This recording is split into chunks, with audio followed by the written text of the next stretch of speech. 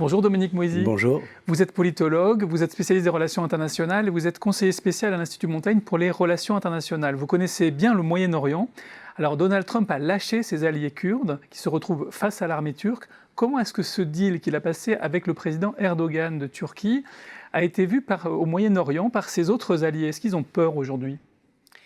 Alors le mot que vous avez utilisé, lâchage, est un mot gentil.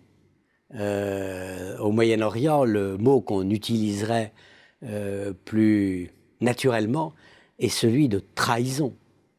Mais ce n'est pas une trahison qui surprend les dirigeants moyen-orientaux. Ils se méfient de l'Amérique, en particulier depuis que les États-Unis ont lâché le président Moubarak en 2011.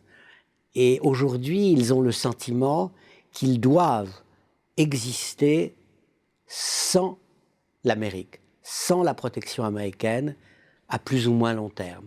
L'Amérique se retire, la Russie remplace partiellement les États-Unis et la Chine arrive.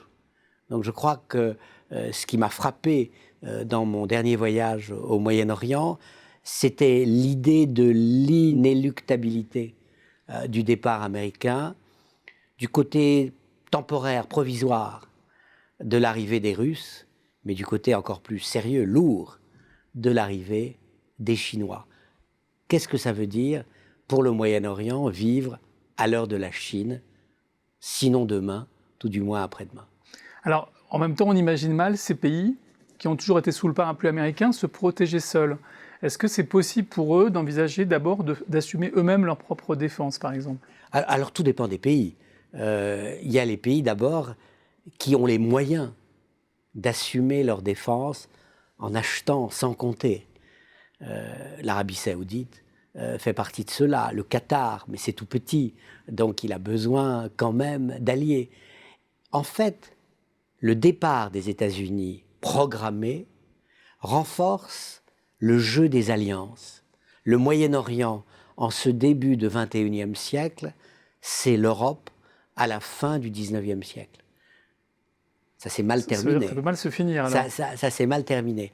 Le Qatar, parce que j'en reviens, au fond, a dû survivre à un blocus saoudien. Riyad reprochait à Doha de ne pas choisir entre l'Arabie Saoudite et l'Iran, et il a trouvé un allié, la Turquie d'Erdogan. Ce qui fait qu'aujourd'hui, un des pays qui soutient l'entrée des troupes turques en Syrie du Nord, c'est le Qatar. Est-ce que la problématique est la même que pour l'Europe, où il y avait aussi le parapluie américain? Ou est-ce qu'il y a une différence quand même de nature? Au XIXe siècle, il n'y a pas de parapluie.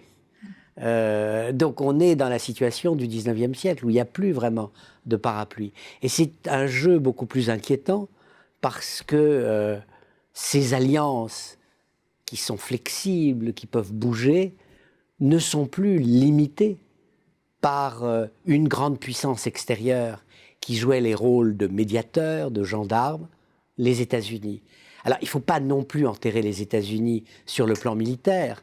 On a vu qu'ils ont réussi à neutraliser, pour employer un mot neutre, justement, le chef de Daesh. Donc ils existent encore, mais ils ne veulent plus perdre des hommes dans un dossier qui, pour eux, ne les concerne plus directement.